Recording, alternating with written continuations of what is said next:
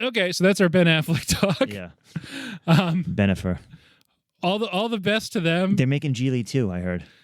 Why not? Just lean into it, right? I bet you'd make more money than the first one. He could. I mean, I like what Ben Affleck's doing. He's giving himself Yeah. like small parts in movies, Right. but he's mostly doing producing. Yeah. He's got that company with Matt Damon. He's sticking to his strengths. Matt Damon can act. Ben Damon produces. Yeah. Yeah, Ben Damon. Yeah. As you know, I don't know how to start the podcast yet, so it'll either be whatever I keep from the edit or something along the lines of, welcome to Late to the Movies. My name is Ben Holt. This is a podcast where my friends and I get to fill in our movie blind spots. Each week we'll pick a movie that either I or a guest or sometimes both, rather, English hard, hadn't seen before and really should have by now. This week, continuing May Music Month, a month-long look at not musicals, but movies that are about or heavily feature or are influenced or informed by music. This week, that movie is the Coen Brothers' 2013 film, Inside Llewyn Davis. The guest this week, left right across your podcast aisle, we got Anthony. This folk stuff, I don't know about it. Doesn't make any money, Ben. I don't see a lot of money here. Yeah, this is, I was going to say, I don't always have you on for action movies, but I don't know if you count Close Encounters as an action movie, really. No, it's not an action There's movie. a lot of talking. Yeah. But there's no spaceships in this one. No. Yeah, there's no one's flying around. Nope.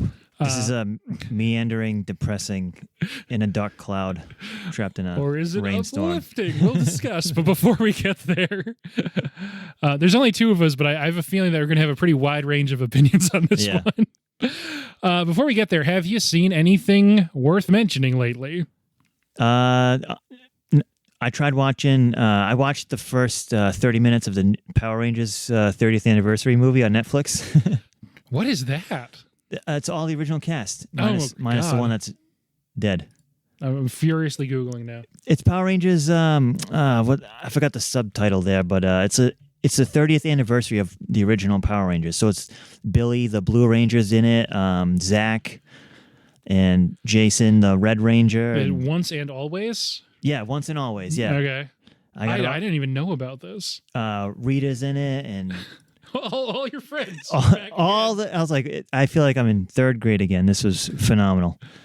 But it wasn't any good. I got about halfway through, and it's nostalgic for about 10 minutes, and I'm like, you gotta wonder, like, these guys who's that for? cannot act. More power to them. They made a ton of money over their careers on all the Power Rangers merchandise, but it wasn't very good. And I tried to watch this movie called The Invitation, An Invitation to Murder.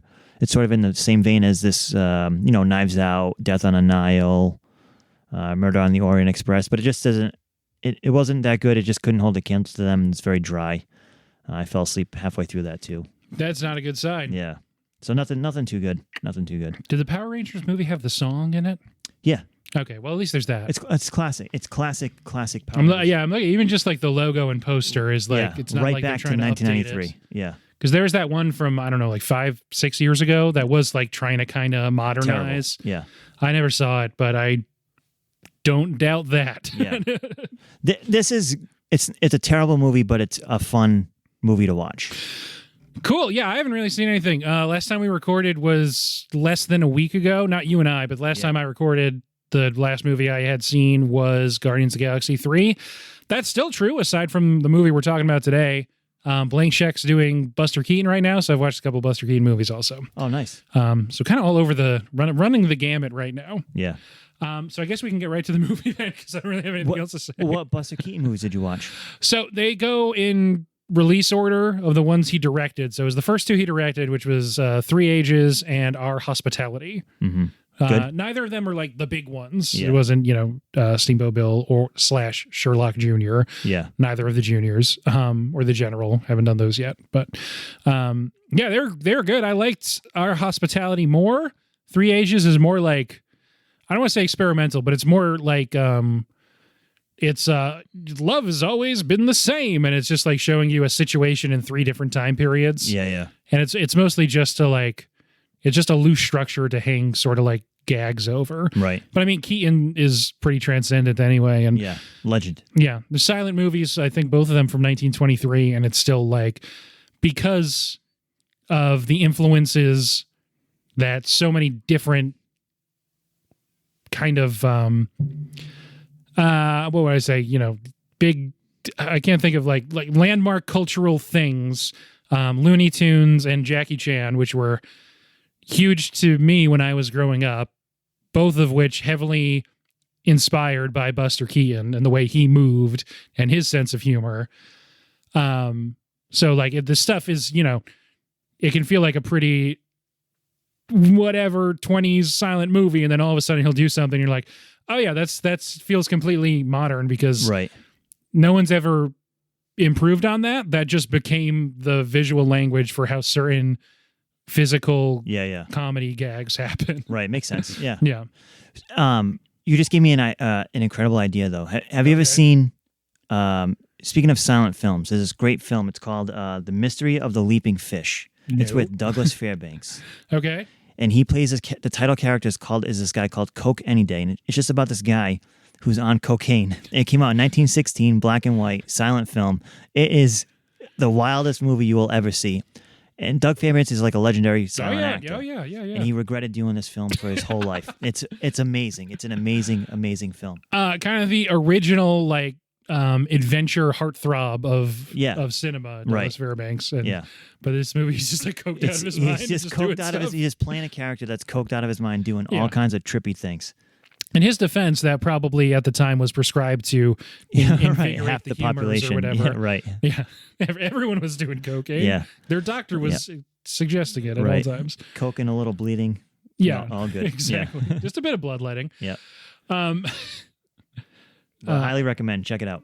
I probably will. That sounds good. And the great thing about 20 silent movies is they're all around an hour and change, hour and a half tops. Right, and free. And that's the thing. I think pretty much every Buster Keaton movie's on YouTube. Right. So you just go watch them. Yeah, they're all in the public domain now. So yeah. What is happening? Oh, I'm getting Discord notifications. I got to turn those off. Anyway, let's talk about Inside Llewyn Davis. I know a lot of people are going to like this film, and I'm sure it really calls and speaks to a certain segment of the population, aka struggling musicians or other types of artists. But this is not the Coens' best film. It is pretty divisive, even among Coen fans, and then also among, maybe not among critics. It was really well reviewed when it came out, but it didn't really connect with audiences. This is 2013. Coen's only made a couple movies after that, and then they split up. Now they're making their own movies. So this is just about the end of the Coens' together run. So just lasted late 80s or mid to late 80s until 2017 something like that. Right. Anyway, so this is 2013, late period, I guess, Coen's. Early Oscar Isaac, hadn't really seen him in much at the time in 2013. I think this is like a breakout role for him. Yeah. It was a breakout role for him. I think probably the first thing I had seen him in was either Sucker Punch, which is like 2011, but that's not like an Oscar Isaac movie. Right. And then Ex Machina a couple years after Inside Llewyn Davis, I think 2015, the same year that he's in Star Wars. Yeah, right. And then it's just over for him. Well, I thought this was Star Wars Episode 6.5 because you have Poe Dameron and Kylo Ren. And Justin Timberlake. It feels like he should have made it into a Star Wars. What happened to him? Where'd he go? Where'd he go? This whole in a Star Wars. He will be in a Star Wars movie. Yeah. They're not going to stop making them. No. Much as we'd like. But we can't talk about that today because we got to talk about Inside Llewyn Davis. But Justin Timberlake, where did he go in this movie? Where did he go? He just disappeared. It's just a couple days. You don't see your friends every day. I don't know. This is like 4 days in Llewyn Davis' life. Yeah. Right. So you don't see your friend twice a week. That's what this movie is about. It's just about a guy over the period of a week. Yeah. There's no plot. There's no story. There's no plot. There's a cat. He's kind of like Tom Hanks if he was a musician in Forrest Gump. If I had said those first, that would have been my argument for why I liked the movie. Really? Yeah. Oh, okay. Yeah, it's awesome. There's no plot. Right. He's just kind of doing stuff. Yeah. He kind of sucks. Everyone's mad at him everywhere he goes. Yeah. No one likes great. him. He's not even a likable character. There's 2 or 3 cats. Or maybe the same cat every time. I think they picked every orange tabby cat in New York City to star in this film. There's some good cats in this movie. Yeah. So our disclosure form before we get to the plot summary. as you could probably tell from what I was saying, I hadn't seen this movie before. I love the Coen Brothers, and this is just one that was a blind spot for me. And same, right? Yeah, I've never seen it. Yeah. Yeah. I've heard of it, but yeah. And I should note right off the top here the kind of peg for why we're doing this movie this month instead of. I mean, I'm sure there's the long list for what could have fit this month was much longer than 5, but I wanted to do this one because last month there was a Hollywood Reporter listicle, and that's not where anyone goes for like high-level critical analysis or anything, but I still thought it was interesting that their top 50 movies of the century, so since 2000, they had Inside Llewyn Davis at number 2. So I thought that was another thing that just made me think like, and sometimes there's like this, sort of, I don't know, something in the air where I just kept seeing stuff about Inside Llewyn Davis. I was like, okay, time to mark this one off the list. Your source is The Hollywood Reporter, and this is a movie about a struggling musician, a.k.a. It could be a struggling actor. It's the same vein. And there's one thing that Hollywood loves. They want to be musicians, and musicians want to be actors. So I can see why I don't think it's like monolithically speaking for Hollywood, but I Right. understand what you're saying. Their number one was Yee Yee by Edward Yang, which isn't like a, Right. Not exactly a blockbuster Right. choice. Right. It is like all these things, it's an interesting exercise to make a list like that. I hear you, yeah. I don't think this would be this probably isn't my second favorite movie since the year 2000, but I did like it a lot. Yeah. This is a great movie. I'm not saying it's not a great. It's the Coen Brothers. The dialogue and the settings and how they film their movies is on point. But the plot stinks. I don't think it would even be my favorite Coen Brothers movie since the year 2000. Oh no, yeah. Maybe it'd be second, but probably not. Yeah. Probably not. Anyway, that's for Coen Brothers month. That's right. Yeah, we're gonna do a Coen's month at some point. Yeah. Either of us, I guess, can do a 1-minute plot summary. Yeah, I think you should do it. You think I should? Yeah. Okay, I think you can do this one pretty quickly. Right. And I mean this in a good way when I say let's put like 40 seconds on the board instead of the normal 60 seconds. All right, so Llewyn Davis he's kind of a mess up. He's I was going to use the stronger term, but family podcast. He's a performer in Greenwich Village in the early 60s. He's struggling after the death of his former musical partner. He's struggling to try and make it as a solo act, and it's just not going well. Carey Mulligan's there too. She's pregnant, maybe by him. She doesn't really know. She blames him anyway because everywhere he goes, people blame him for things. Then he kind of goes to Chicago just because. It doesn't work out there either. So later that night, he comes back to New York. His sister's now mad at him too. He gives up on his dreams and tries to rejoin Merchant Marine. That doesn't work out either. He's forced to go back to his passion, even though he doesn't want to. Right. And he gets beat up. Au revoir. Au revoir. Fantastic movie. That was spot on. I loved it. Spot on. I feel like I just rewatched it listening to you talk about it. An amazing movie. I just so many things stood out to me on a first time watch. The main one being it's only been about a day since I watched it as we're recording this. And very clear to me that I would find it a much richer experience on next watch. So if you've been waiting since 2013 for like a real deep dive on the symbolism and sort of all of the whatever the Coens had on their minds when they were making this, I'm not quite there yet. I'm still noodling on this one. Yeah. But hey, this podcast is about what it's like watching a thing for the first time. Right. So I don't think that's they what had. you're going to get. I don't think they had anything on their mind. I think they just wanted to make a movie about a struggling musician. And they even admit that this movie had no plot. That's why they threw the cat in. Yeah, adds a little bit of. They're funny though. I think get it's a joke. I know, I get that, but I don't know. But they did say that. Yeah. They were concerned like, that it didn't have a plot at some point. We read this book about this other folk singer. Let's make a movie about it. And not to go completely, the Boss Baby meme, person who has only seen the Boss Baby watching a second movie. Ooh, getting real Boss Baby vibes from this. Right. Not to say like, so I've already admitted I hadn't seen this before. I haven't seen every Coen Brothers movie. Yeah, but I did get a lot of Oh Brother, Where Art Thou vibes from this. Yeah. It's just a guy, kind of a fuck up, going around the country. Yeah. Failing.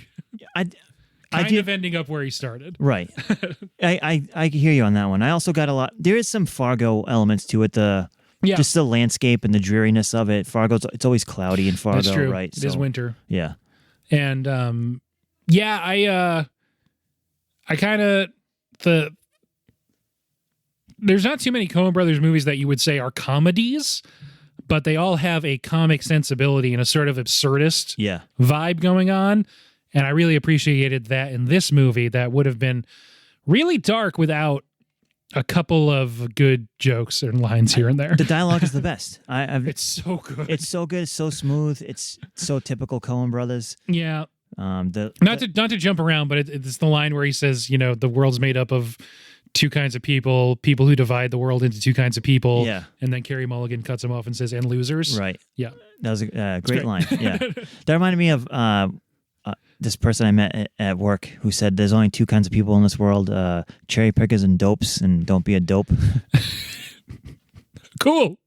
I was like, oh, that's same vein. Must have seen that on a t-shirt. Yeah. There's a kind of dreamy, sort of Twilight Zone-y road trip with a enfeebled, heroin-addicted John Goodman. Yeah. Who is that's I think is a great character in this. Just like the Big Lebowski, you know what I mean? Sort of same vein. You could see where that came from. And another thing, very different from the small part he plays in Oh Brother, Where Art Thou? But just like halfway through the movie, John Goodman's going to show up for a bit. Right. Feel similar. It wouldn't be a Coen Brothers movie without it. Right, yeah. I like you said, there's not really like a plot too much, but there is a bit of one. So starting at the beginning, as the movie starts and ends with, Llewyn Davis is singing a song about how he wouldn't really mind being hanged. Right. And it's beautiful. I guess worth it to mention off the top, all the singing is live. It's not lip synced. All the people who are singing, it's them singing and it's them in the room as you're, what they shot on camera. It's them singing. I didn't know he could really sing. He's really good. Yeah. I don't think I did either. He didn't sing a lot. That's a lot of training, right? No, yeah, he wasn't in the Cantina band. I don't think so. No. Yeah, he wasn't a jizz artist. That's what they call jazz in Star Wars. Not just a thing I'm saying. That's what George Lucas decided he should call that musical form. And this is so it's a really indebted to the early 60s Greenwich Village folk scene. Yeah. Musically, the character Llewyn Davis, heavily inspired by Dave Van Ronk. Yep. Not so much as a character, because people actually liked Dave Van Ronk, and he was considered the mayor of McDougal Street in the village. That's the name of the kind of autobiography that he didn't finish before he died. Someone else finished it, so I guess it's kind of both an autobiography and a biography. Right. Is titled The Mayor of McDougal Street. Bob Dylan has only nice things to say about him. Bob Dylan also in this movie very briefly at the end. Right. I think Bob Dylan though is his personality kind of a dick? Bob Dylan does seem to be a dick. Yeah. But Dave Van Ronk wasn't a dick. Right. But musically, he is considered someone who's really responsible, at least partially, for taking blues music and sort of translating it for solo guitar. Yeah, right. And that's kind of, he's not, Llewyn Davis obviously is a folk singer, but he's kind of doing a blues thing too, musically. Yep. I'm no musicologist, but that seems to be what they're kind of vamping on. Do you think the Gaslight Cafe is like not a euphemism, but I feel like, so you do think there's something deeper on their mind. I'm saying, like, this guy's not really a bad guy. He's just being gaslit all the time to thinking he's a bad guy, Something like maybe. I think the Gaslight Cafe was real. But also, that name works both ways, right? Maybe I'm putting today's context onto a movie made in 2013 where that term maybe didn't really exist yet. Yeah. And what unfortunately, my main pull for they're at the Gaslight Cafe, isn't that where the marvelous Mrs. Maisel performs for the first time? Is it? I think so, yeah. Oh. And it looks vaguely the same as it does in this movie. Oh, yeah, right. I'm pretty sure that's also the Gaslight, but it's all, because that's late 50s in the village, I think. Yeah, I think so. Anyway, so she warmed up for Llewyn Davis a few years later. Anyway, so you don't know why this guy's so sad, but there's some references early on to him not having his partner anymore. About halfway through the movie, he reveals that his partner, the confusingly named Mike Timlin, confusing for me as a Red Sox fan. Oh, sure. I didn't even think of that until Because that you said happened. it. I was like, and like Mike Timlin is such a peripheral figure from Red Sox history for me that I was like, I think that guy's name was also Mike Timlin. Yeah. And it bothered me like the whole movie. And it was. I Googled it later. Yeah, definitely. Of course remember Mike he was. Timlin. Right. Just not exactly an anchor, but a huge-ish part of the bullpen for many years. Oh, for sure. They wouldn't have won the World Series without him. Exactly. Right. That guy threw himself off the George Washington Bridge. Information which is immediately scolded for being a stupid bridge to jump off of. Yeah, you jump off the Brooklyn Bridge. Everybody knows that. Everybody knows that. I'm bringing that up this early in the conversation because Llewyn Davis is very depressed. Right. That sort of is what is happening the whole movie. In the context, understandable. And yeah. Mike Timlin played by Carey Mulligan's real-life husband. Oh, I didn't know that. Yeah. Is that Mumford? Yeah. She's married to Marcus Mumford, I think still, right? I know he's on the soundtrack. I didn't realize that was... It makes sense that that's him. Yep. Since he's doing it on the soundtrack. Don't know why I didn't put those together. I looked it up. Okay. Not on purpose, by a total accident I came across it. And I was like, this would be great for the podcast. Yeah. As a fan of folk music, everyone around this time period had started to turn on Mumford and Sons for being like, these British guys with their, $200 fedoras, they don't know what real folk music is. Right. Real folk music is that old lady playing the washboard at the end or whatever. Betty. Yeah, exactly. How'd you get the gig, Betty? But sorry, what were you going to say? Mulligan, she's a great actress, but her accent in this movie is terrible. Yeah, you can hear the English coming through. It's like, what are you trying? What? That's not New York. This isn't a New York accent. Why are you trying to? I don't know. It's a thing that happens that's too critical. I don't think it's too critical. I think it's a pretty obvious tell. Yeah. For I think a lot of British actors and actresses, anytime they have to like get really emotive, the accent is an issue, which I think it goes both ways. It's tough to do. I believe. Yeah. It's not just a British thing. I'm sure anyone doing any accent, when you're like focused on the emotion, right, and trying to get loud, that's when you can get in trouble. But yeah, she does a different thing in Promising Young Woman, which I think a lot of British people, when they're doing American, they kind of drop like an octave almost. And so she's doing like a much deeper voice in Promising Young Woman. Yeah. And that seems to help maybe, or that just happened years later and she got better at it. Yeah. Could with a little practice. Yeah. Or they go the other way and like Steve Coogan's American accent is much higher than his actual British voice. So I don't know why British people, they got to pick up an octave or down. If they stay in the middle, it's too obvious. It's 1961. I don't think it would have been a stretch if she was just a British person living in New York trying to be a folk singer. Yeah. Yeah. I mean, I guess it's, Llewyn would say authenticity is very important. And there was an actual Jim and Jean. They're not exactly those people, but they're not those people. Right. Okay. The actual Jim and Jean were married. I think in the movie, they're kind of just... They're not married yet. They're not married yet. Yeah. But they're, together. Right. And as far as I know, Llewyn Davis not a real person, so never impregnated the real Jean. No. So that's good. So that's good. See, that's another thing about this movie. If you love folk music, you'll love this movie. This folk music is not my thing, so this whole thing was just totally lost on me. So the actual music happening in the movie you didn't care for? No. Yeah. Not until the very end. That's tough because there is a lot of it. Right. I think this could be a musical.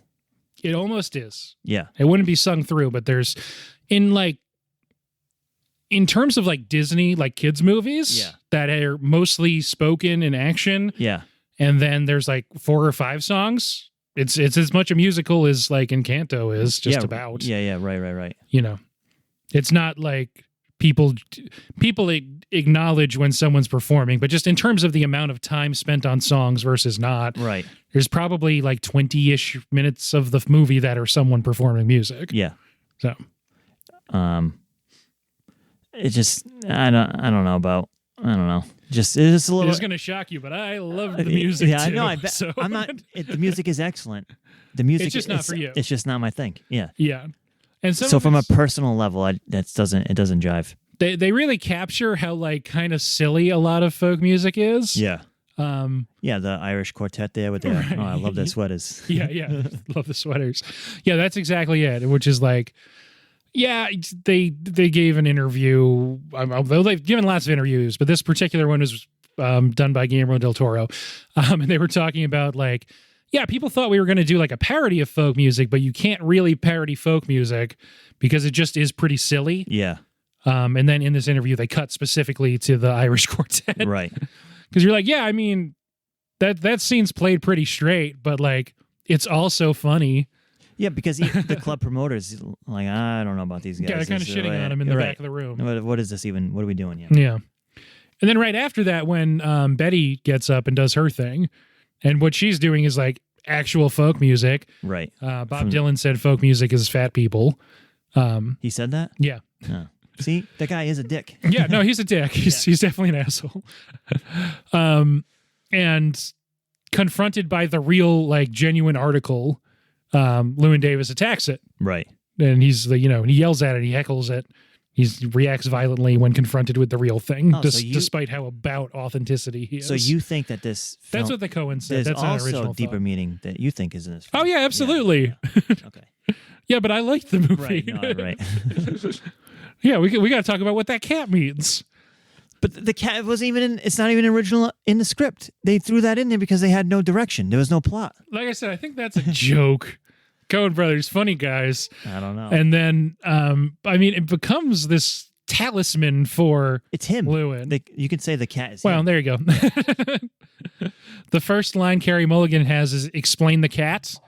When Llewyn Davis calls the professor guys Gorfine, yeah, the professor Gorfine. Yeah. When he calls his office, the lady who picks up the phone says, "Llewyn is the cat," and he says, "No." Right.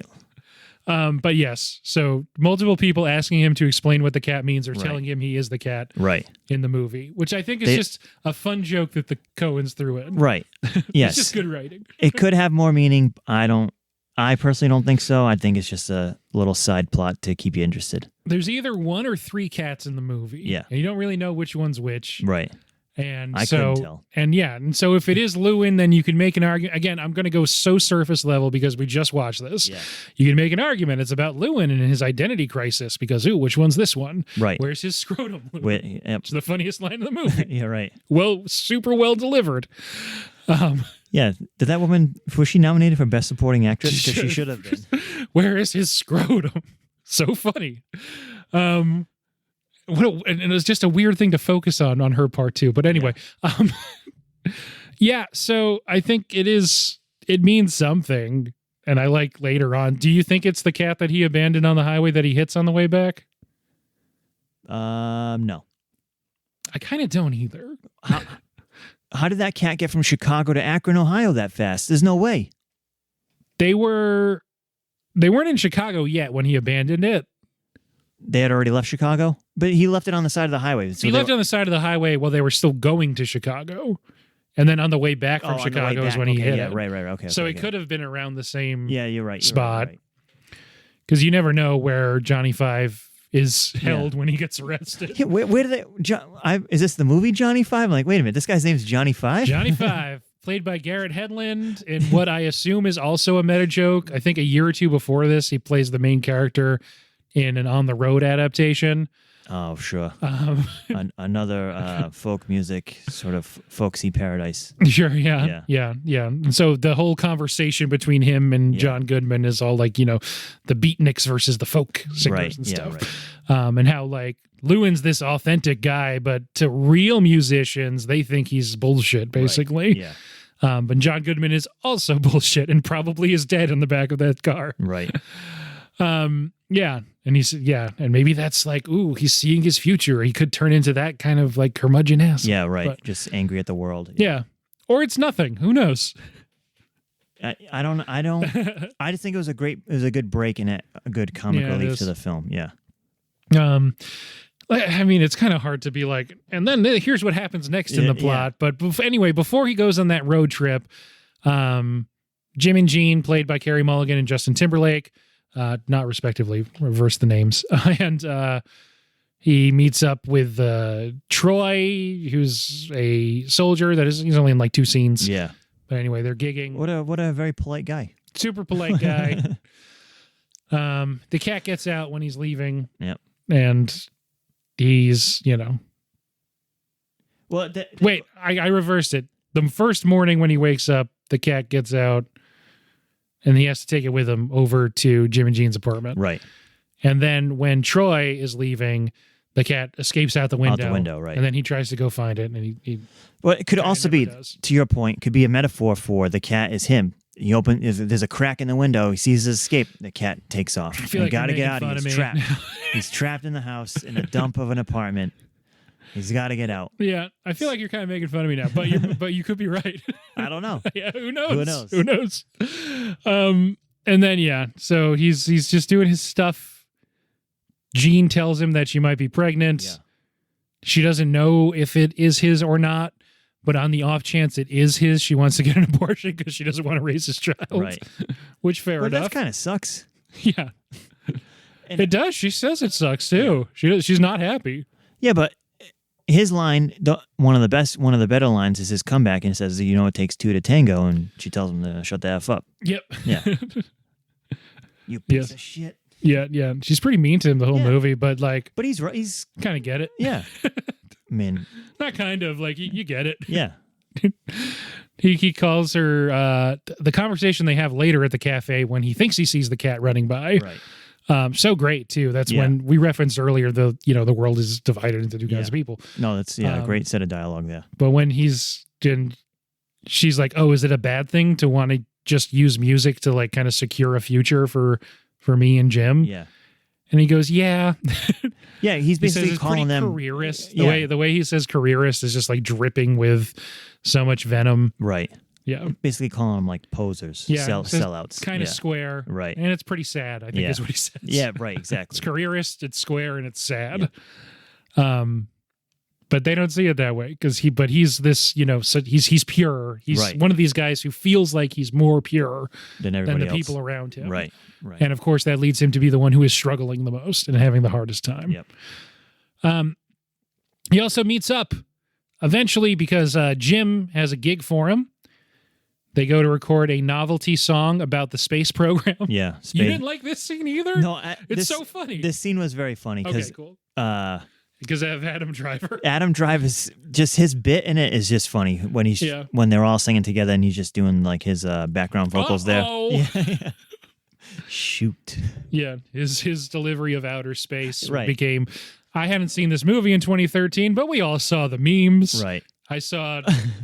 I think on YouTube they like clipped this and put it out, and that's I think why people thought the movie was going to be a parody. Right. If this is the only scene you've seen of it before you see the movie. Sure.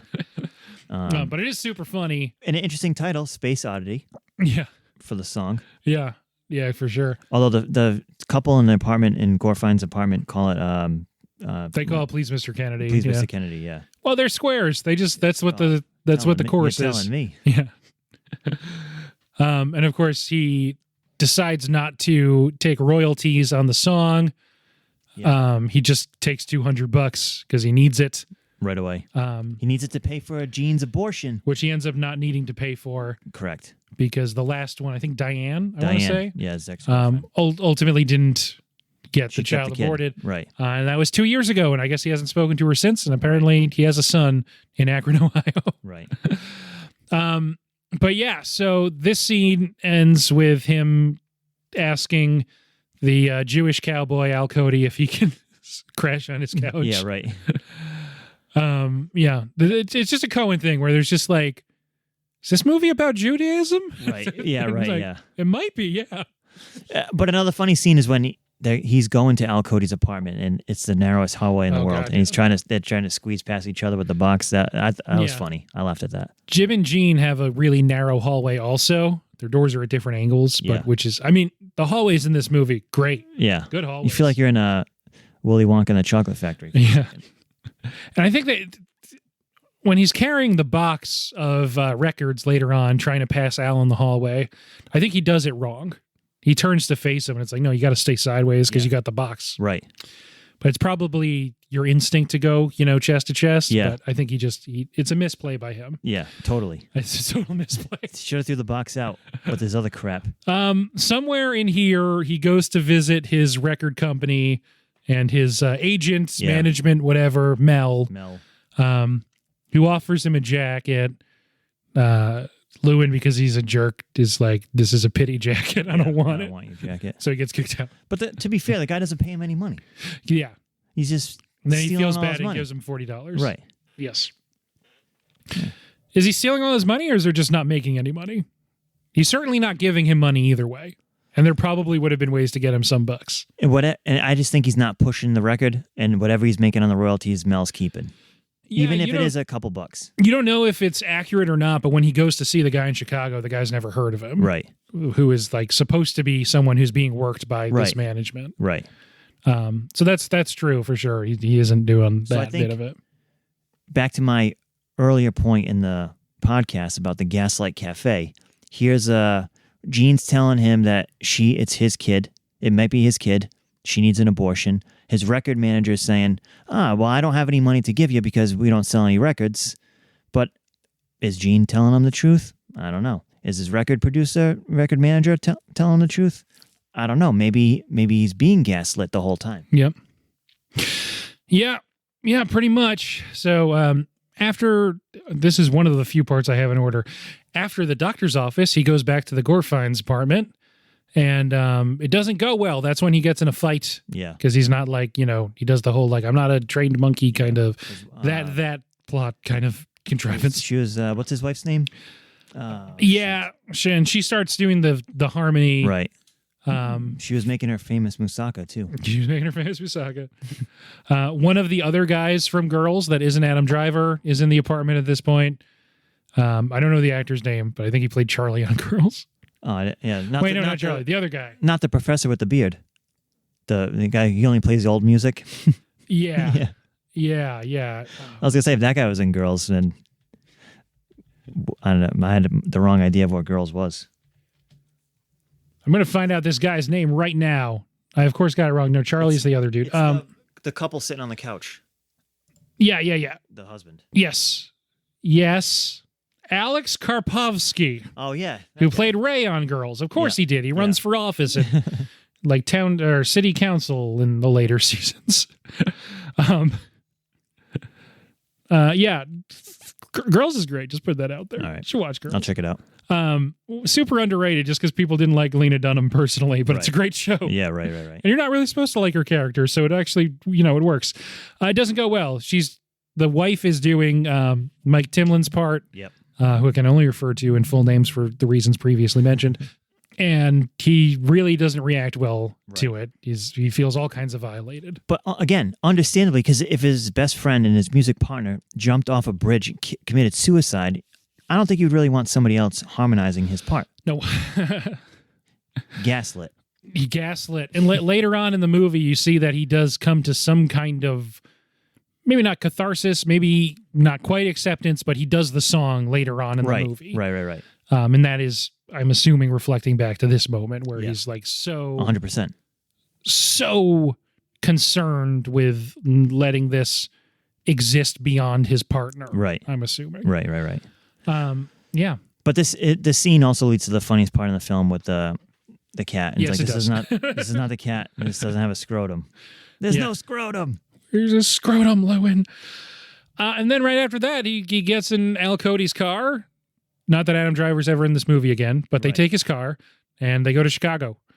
Johnny Five, his valet, is driving John Goodman, and Llewyn is also splitting some driving duties with him. What does the N stand for? Llewyn. It's Llewyn. Welsh. Yeah. This is one of those performances that is, by John Goodman in other Coen Brothers movies.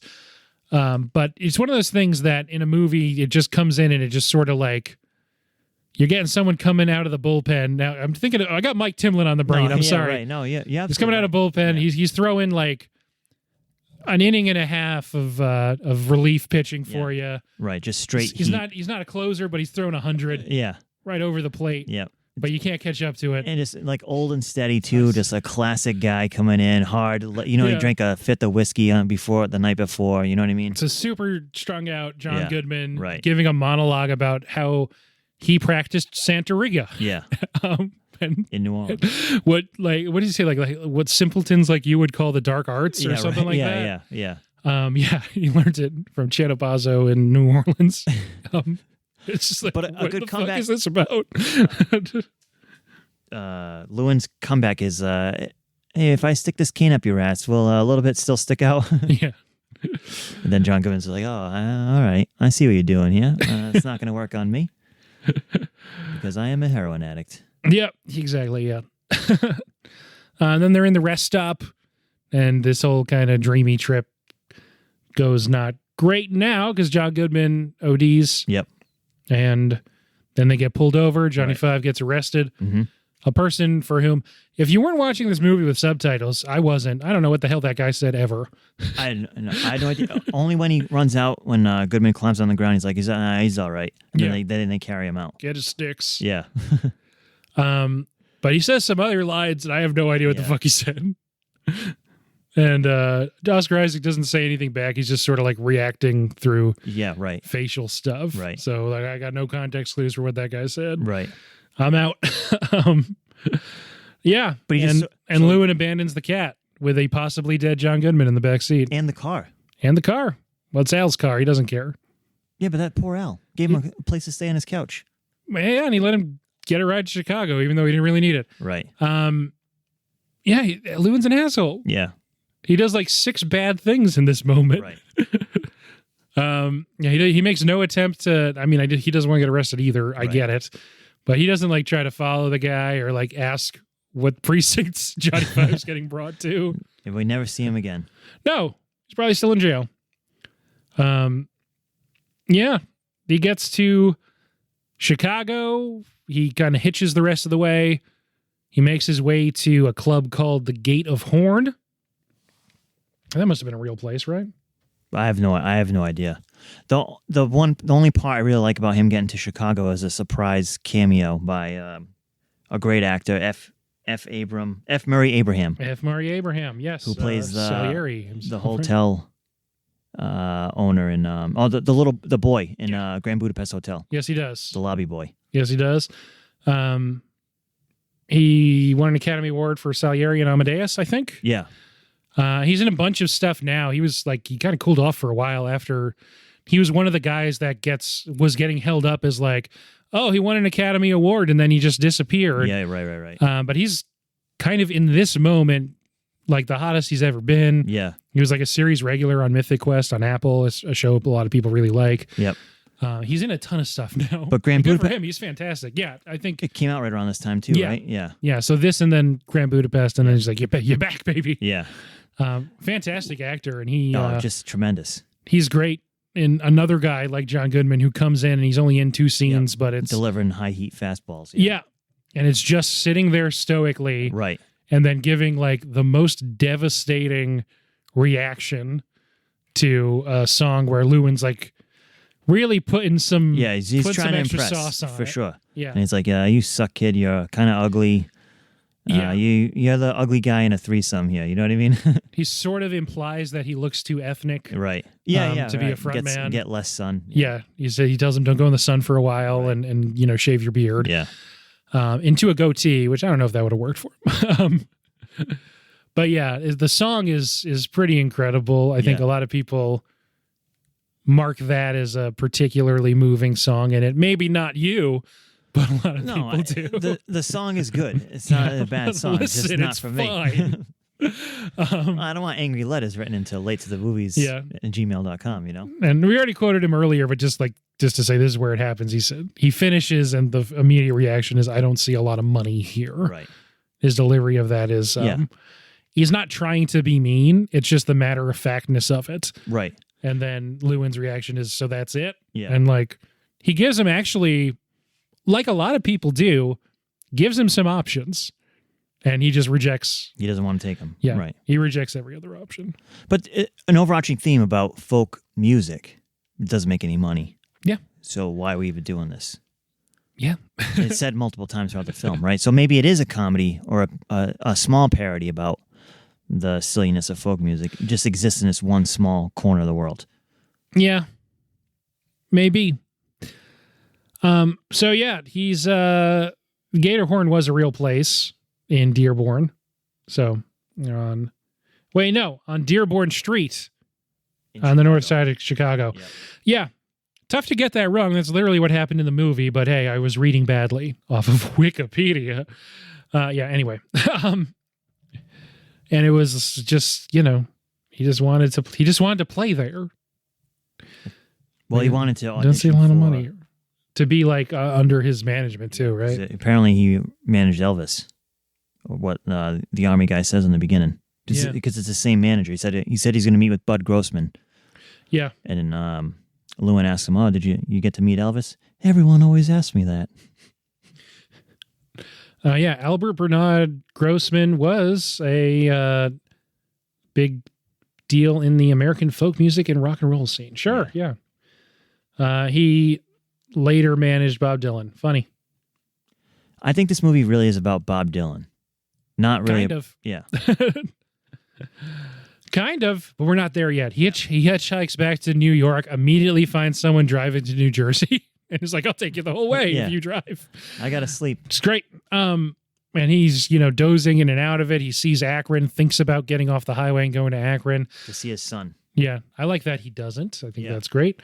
And then he hits a cat. The cat doesn't die, but it limps off into the woods in what you might describe as really upsetting fashion. But the cat's resilient, tough. I hope so.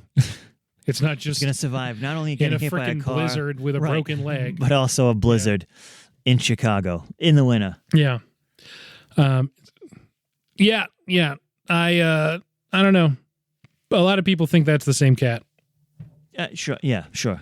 It's the same cat. You don't find that a compelling discussion, I guess. There's probably fine. 100,000 stray cats. If we can move on, I'll say it's the same cat. In Chicago.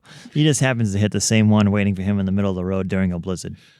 It's not like, it's Coen Brothers. They have that tinge of magical realism. Yeah. No, you're right. In a lot of their stuff. I agree with you. I really do.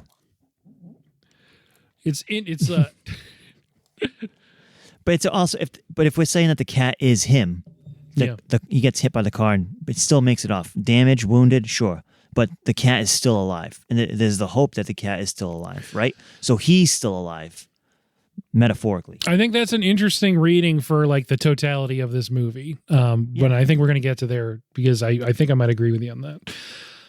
He's back in New York. Everything goes badly. He spends his last money getting up to date on his dues for Merchant Marine because he's decided he's going to go fuck back. This, I'm out. Yep. But he needs to pay up and get current on his dues so he can get assigned. Yep.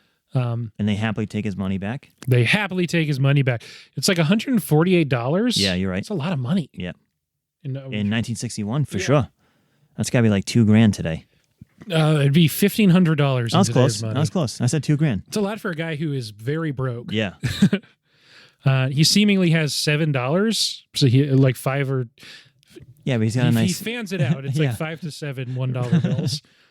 And he says, "I'm leaving here naked." Yeah. And then he goes back to his sister's house, who he had later yelled at to throw out all his old stuff. Yep. She did, so his license is gone. Yep. And he goes back and is told that it'll be $85 to replace his license. His pilot's license, yeah. Yeah, he doesn't have that money. Which also seems like a lot in 1961. Yeah. So I think this is like this is one of those literature irony things. He can't actually afford to stop living his sort of flight of fancy lifestyle and return to a normal version of just existing instead of living, as he had earlier put it. Right. He can't afford to do that, so he has to go back to kicking. So he's got all this stuff, and he goes back to Gene. So, Gene, I'm not trying to stay here. I just need a place to put my stuff. Yeah, please let me put my stuff down. He goes to see his dad at some point, too, who gives maybe even worse response than Grossman in Chicago did. He plays a really lovely song, and at the end of it, it is, I guess, implied that his dad shits his pants. Yeah. Yep. It doesn't seem like it's his fault, but the timing is... He's clearly not he's clearly just like in a vegetative state. Yeah. Yeah. Yeah. But I mean, it's a great scene, though. The music in that scene, I thought that was a great scene. It was a moving number, even though I don't like folk music. That's the one about the shores of heaven or something like that? Yeah. I think, yeah. It's good. It's good stuff. And then, yeah, like you said, he goes to see Carey Mulligan. Yeah. That scene's great. Yeah. Great acting all around. Yeah, 100%. I like that he just sort of throws out that he loves her. Right. And she kind of pauses and looks at him and just says, come on.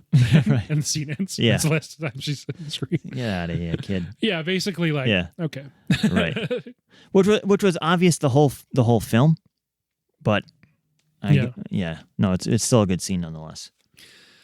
Yep. He's told it. So yeah, he goes back to the Gaslight. She had set up that he'd be able to gig tomorrow night. So she's not completely mean. She gets him a gig at the Gaslight. Yeah, no, I don't really feel like she's in the wrong in much of any of Sure, this. no, right, yeah, right. That's not, yeah. This is where he heckles a lady who is like authentically doing, folk music, the stuff that Alan Lomax was recording. Right, but he only heckles her because he finds out that the owner of the club was also sleeping with Jean. Yes. So the kid might not, it could be Jim's, it could be his, yes. It could be the owner of the club. Again, he's being gaslit the whole movie, He kind of is, yeah. Do you believe Poppy? Yeah. Yeah, I kind of do too. He seems like a real sleazeball, but he's not like... He doesn't seem to be saying it for clout in this moment. He seems to just kind of be throwing it out. Well, I think now, thinking about it, I think it's implied that she sleeps with him to get him the gig. Yeah. Right? Because Llewyn's not playing there. So that feels like the order of operations. Right. So to get Llewyn out of her life, she does this one last thing for him. I'm going to get you this gig, so you better knock it out of the park. Maybe, maybe not. Maybe. Yeah. And then he goes to the Gorfines. Gorfines? Oh, I forgot how they pronounced it. Gorfines, maybe. Yeah. And I would have been saying it the whole time, and I apologize to that family. The cat's back, and it's named Ulysses. Ulysses. Oh. Elbows. Yeah, what an irony there. Joe and Ethan Coen on either side of you elbowing you. Yeah, right, yeah. You like that? You like that? Yeah. This guy's on an epic journey, man. He got crossed up by some sirens. That's Odysseus. You jerk. Oh, yeah, same thing. Ulysses is still a guy wandering around. It's just more Irish. Yeah. Because that's also just Odysseus, right? Basically. Same story. Anyway, my sister's the English major, and she didn't watch the movie in time to be on this episode. She could have helped with that. Anyway, some of the people that the Gorfines are hosting that night, Gorfines, I did it wrong again. They're like, oh, you must be getting crazy royalties on that, Please, Mr. Kid. Yeah. Oh, you're friends with Gene and Jim, right? That song is so funny. Yeah. And I wish I was a musician because one hit makes a life or something, whatever she says. Yeah. And he starts trying to explain him, and then he gets cut off because I forgot the wife's name again, but she apologized to him. Lillian starts apologizing to him, and she's like, making her famous tabbouleh salad this time. Yes, she is. I love tabbouleh. Yeah.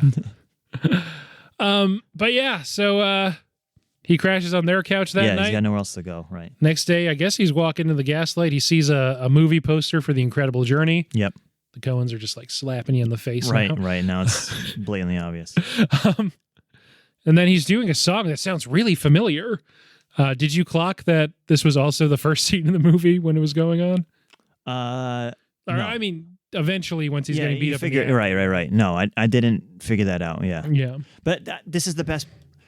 This is the best part of the film for me.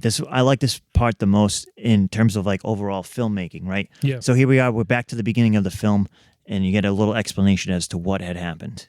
Yes. And I loved how it just buttons everything up.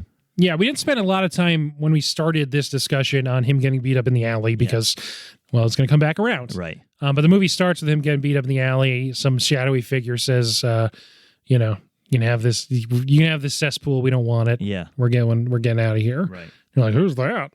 You find out later that it must be the husband of the person he was heckling the night before. Right. So the songs that he does here is he once again sings that song about how fun it would be to get hanged. Yeah. Right. It's being simplistic and it's a really well performed song, but that's kind of the text. And then he does If I Had Wings. Yep.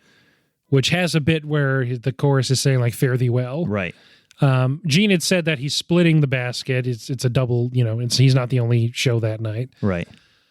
And it turns out that the person coming up after him is Bob Dylan performing "Farewell." Right.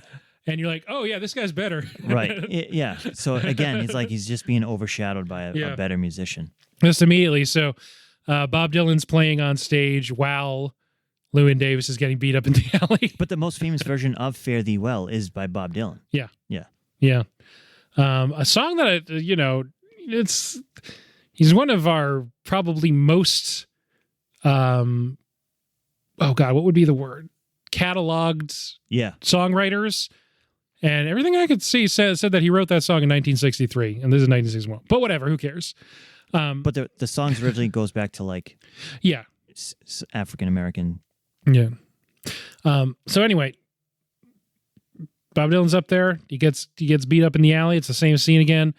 He sort of staggers, sits down in the alley as the guy speeds off in a cab. Yeah. Says au revoir. Au revoir. And that's basically the end of the movie. How the movie ends. Yeah. But ends. I thought the ending was the best part. It's really that whole good. sequence from him playing. It's the most meaningful songs. He does a really really good job singing it. Then you get the overshadowing of Bob Dylan, and you're like, oh, that. Thinking to myself, that's what this film is sort of really about. It's just the Coen Brothers, another tribute to the South and the Midwest, and Bob Dylan and the folk action heroes. So is this him? I guess at first you're like, oh, he's doing the song again. He's sort of like coming back to where he started. Then you realize it is what started the movie. Right. So is this, I guess it's like Sisyphus is coming to mind, is rolling the boulder up the hill every day. A good Greek tragedy. Yeah. So is the argument, and you already made the other side of it, so I'll just say both briefly because I'm curious what you think. So is this him? He's stuck. He's sort of trapped. This is sort of a prison. He's in like a Groundhog Day. Yeah, he's in like a Groundhog Day of depression. Yeah, just reliving. He's just going to be there forever.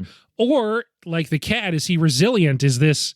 It's happening again, but he's accepted that, and he's going to go forward, and he's going to live with all this. Yeah, and he's persevering. No, I don't really know which one it is. For me, it'd be he moves on. It's him moving on. He sings "Fare Thee Well." He gets over like he's sort of putting past his best friend dying and sort of the bad stuff that has happened to him. Yeah. He figures out that the abortion piece with Gene, it's not really him. He moves on from sort of the bad record managers that he has. And I think after that he sort of finds his way. And he says au revoir to the guy who beats him up as he drives away in the cab. And that's, to me, metaphorically saying au revoir to this period of my life. I hope so, for his sake. Yeah. Because it's not going to happen with him right. and the music. Yeah. But I guess he also can't get a normal job, but he's going to have to figure something out. Right. But it seems like maybe he's a little bit more steeled exactly. to do so. Yeah. I don't know. An important 4 days in Llewyn's life, no doubt. Well, and I think that maybe the song actually breaks through that night. You know what I mean? Because he's better than the Irish quartet with their sweaters. That's true. And he's better than Betty Washboard Lady. Yeah, but it's, thinking about this cycle that's repeating itself, is everything always going to be the same, or is the future brighter? Well, you got Bob Dylan at the end. Yeah, right. So there is something to the future. It just might not be for Llewyn Davis. But for, in a larger sense, maybe the future is better. Maybe the Coen Brothers are trying to say, well, here's the hope for folk music, and it comes in the form of Bob Dylan. So Llewyn Davis can ride those coattails now. There's a way out for him. Theoretically, yeah. Yeah. And then Bob Dylan would really, really, really try and distance himself from folk pretty soon into his career. Right. But, well, they all sell out in the end. Yeah. He's Newport Folk Fest has a lot of the sweatered Irish quartet kind of guys. Yeah, right, yeah. Where it's not entirely folk. The folk definition is so broad now, and I think that also, in a way that people who are mad about Dylan in the mid '60s would find pretty sacrilegious. Yeah, right. To the folk festival. Totally, 100%. Yeah. But you do see acts like that, and you see a lot of acts that sound like Llewyn Davis. 100%. And it's all good. I like it a lot, but it is. When you say it's you just see a it bit silly. when you see a lot of acts like Llewyn Davis, you mean acts that are not very good. People who are like, you know, really into technically proficient. Yeah. Really into it. And maybe the songwriting is amazing. Yeah. But you're like, you know, it is a little hard to get excited about this guy. Sure. And maybe they take themselves a little too seriously. Yeah, you do want to, like, they come out in like the uniform, like like Mumford and Sons did at that time, and you're like, all right, come on, get the fuck out of here. Yeah, we get it. We get it. There's a great thing. So at the end of the movie, do you think he still has the same sort of hangups about living versus existing? Or it seems like we're kind of talking about, is he sort of accepting? Yeah, I think he comes to grips with it. Yeah. So is he nicer to Gene, I guess, going forward? I think those relationships, he doesn't, they sort of cease to exist. I think, there's not really a future where they're friends. Right. So I think he's fine with it, maybe. Right. I think that he repairs whatever relationship he has with his dad or his sister, that maybe those stick around, but some of those other folks, I don't think exist after that. Yeah. I was looking into stuff a little bit in analysis, and I normally don't like to do that, but since it was a first time watch for me, I was like, okay, I just need to be armed with a few more tools. And I was starting to read about like Camus and philosophical suicide and stuff like that. And I was like, this is going to be too heady. I'm going to sound like a real asshole if I try and bring this up. But I'll just say it is the kind of movie that at least inspires that type of thinking deeply about it. And even though it wasn't your favorite movie, at least there's stuff in there we can talk about. Yeah, for sure. Yeah, no doubt about it. To me, this movie felt like a live action version of Waiting for Godot, where we're just talking about the existential existence of human life, and nothing really happens. We're always waiting for something, but nothing really happens. Yeah, and this is a guy who is waiting for something. Exactly. He says, I feel it very deeply when he says pretty late in the movie that he's just tired. Yes. He thought he could get it over it with one good night of sleep, but it's something deeper than that. Right. I love that he never really puts a name to what's going on with him, but you're like, I think a lot of people can relate. Totally. And like I said, this is something that I think I'm going to watch a number of times, and I feel like I'm going to get a lot more out of it. You're going to watch this movie again? Yeah, of course. Love this movie. More power to you. We haven't talked about it because, like, again, I'm no folk historian, but I'm also no cinematographer, so I don't know from lenses, I don't know from lumens and lighting and stuff. Sure. However, even a real dum-dum like me, like I said, the most recent thing I've seen in theaters is Guardians of the Galaxy. I've just been watching a lot of stuff that's like content, even if I like it or not, like, the season of Ted Lasso and Guardians of the Galaxy and stuff.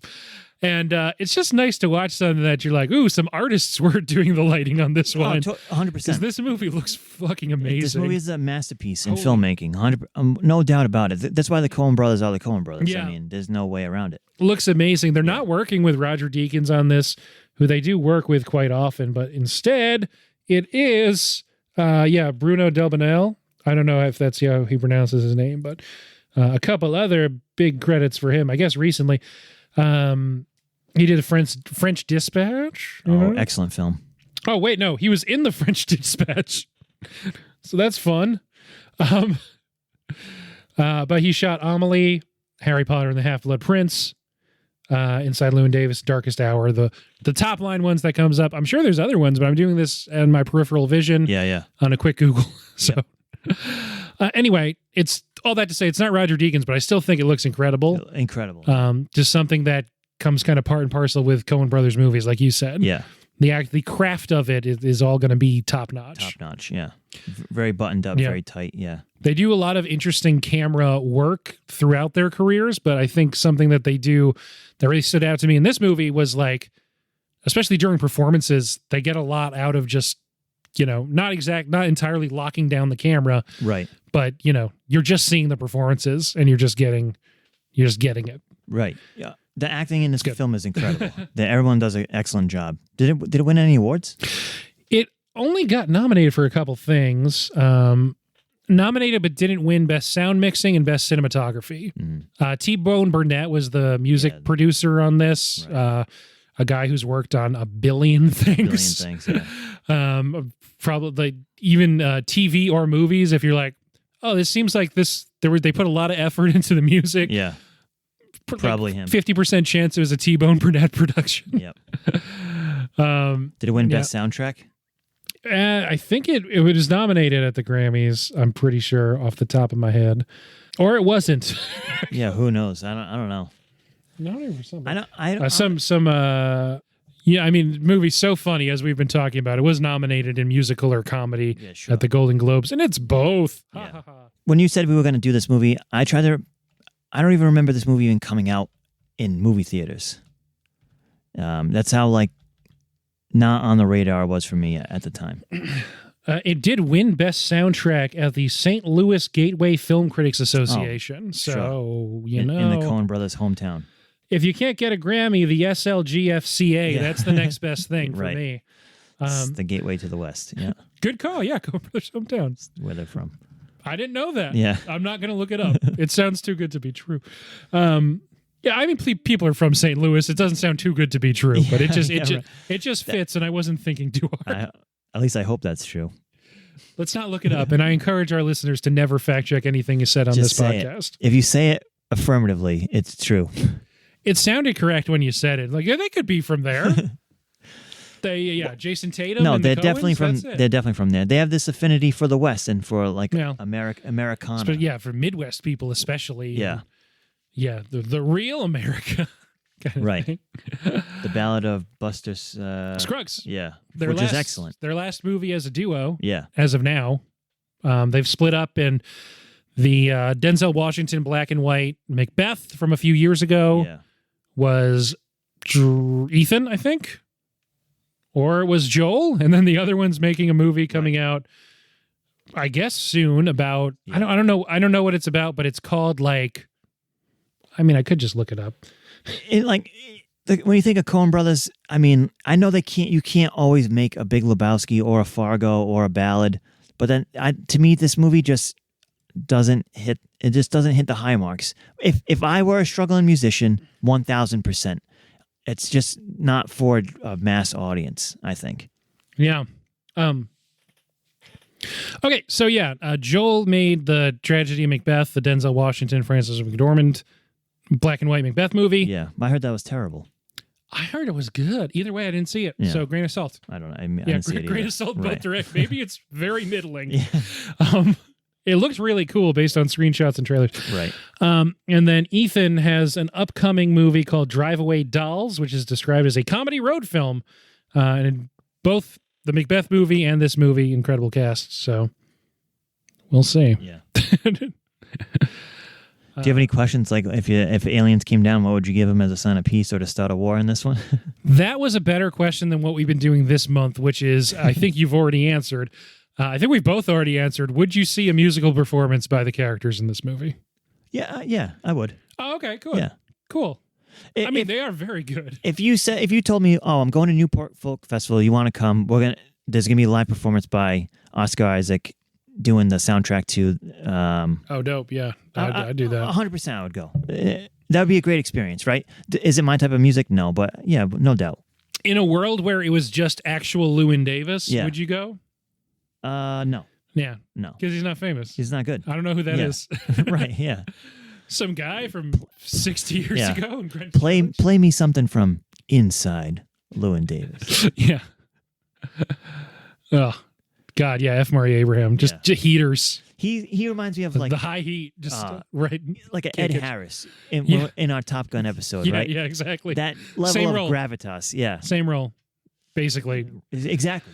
And he tells him your kind's going extinct, basically at the end. Yeah, you're not good. You can't. You're not a leading man. You work good in a triumvirate. Yeah.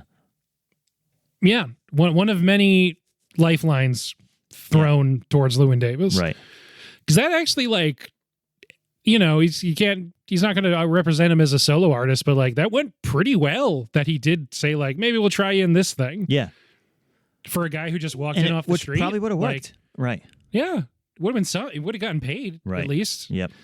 But whatever, he didn't want that. Nope, he's just so dead set in his ways. Yeah, he really is. So you think it's not necessarily uplifting, but do you think it's a more positive ending than a lot of people think it's just so bleak and dour? It is, but I thought the ending was. I thought it has an uplifting ending, and I like the this way guy is gonna keep going. He's gonna pull through, right? Yeah, maybe it's never gonna happen in the way that he wanted it to for most of the movie. Yeah, but he's gonna be okay. He's gonna be okay. Yeah. Yep. This is a great movie. I really liked it. Yeah. I'm sorry you didn't, but I've come around. Oh, good. It was just fun talking about Yeah, it. And either way, I had a good time. Yeah, I've come around. Absolutely. Okay, cool. But you don't think you're going to watch it again anytime soon? Okay. No. But I know a lot of people who would like this movie. You know what I'm saying? So I mean, absolutely. I'm not going to throw it on like tonight, but no, right? Yeah. Soon. Let's get to ratings. Sure. On a scale of 0.5 to 5, on any scale of your choosing besides stars, what would you give Inside Llewyn Davis? I would give this film, I was thinking about this all day, and it's so generic, but I'm going to give it 4 orange tabby cats out of 5. I'm glad. I think I talked you up from a 2.5 at the beginning. I was never going to give it a 2.5. Okay. The Coen Brothers are too good to give it a 2.5. Yeah, that's true. Their base level is what, 3? 3.5? Easily. I should have asked you a Coen ranking, but we're in the middle of rating, so we'll do it. Yeah. Yeah, the cat is the way to go, but yeah, that doesn't. It'd be weird if one of us didn't take it. Yeah, there's right. only 2 of us. Yeah. I'm gonna give it too wordy. I was gonna go with situations where I don't see any money here. But yeah, screw it. 5 situations where I don't see any money here out of 5. Yep. I loved this movie. Really excited to watch it again. Just not right now. Yeah. Not immediately. Yeah. So.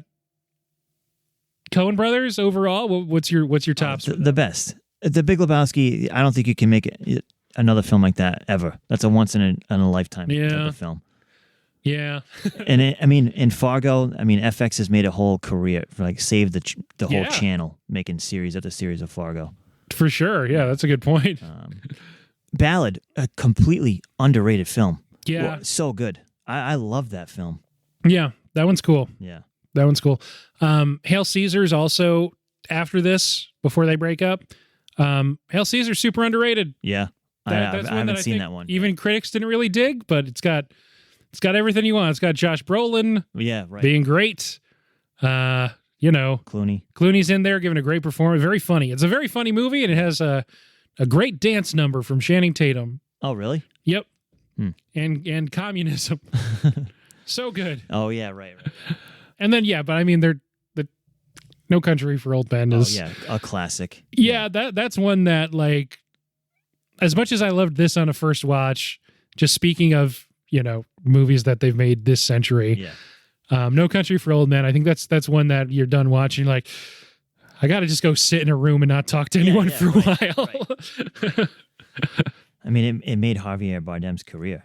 Yeah. I think. They've made a lot of great movies is the takeaway if I cut just to this. Anyway, Anthony, thank you for being on for Inside Llewyn Davis. Au revoir, Ben. You did it. Good job. You can find us on podcasts.com. I'm sure that's a place, and maybe you can find us there. If it's not, though, try Stitcher, Spotify, Apple Podcasts, iTunes, Google Podcasts, Podbeans, Bing Podcasts. I made that one up, too. If you go to our website, you can find all the other stuff that I normally get wrong, such as our email, late to the movies, podcast@gmail.com. Maybe it's our Instagram, late to the movies _podcast. The website is TO. The other stuff is the number 2. I almost said the letter 2. Sorry. That'll do it. Give us a rating on Podbeans and nowhere else. You know what? People like to do what they're told not to, so don't rate and review us on iTunes. We would hate that. Yeah. What a horrible thing that would be to drive us up the rankings. We're in the top 100 of podcasts named Late to the Movies. Thanks again, Anthony, for being on. Thank you. See ya.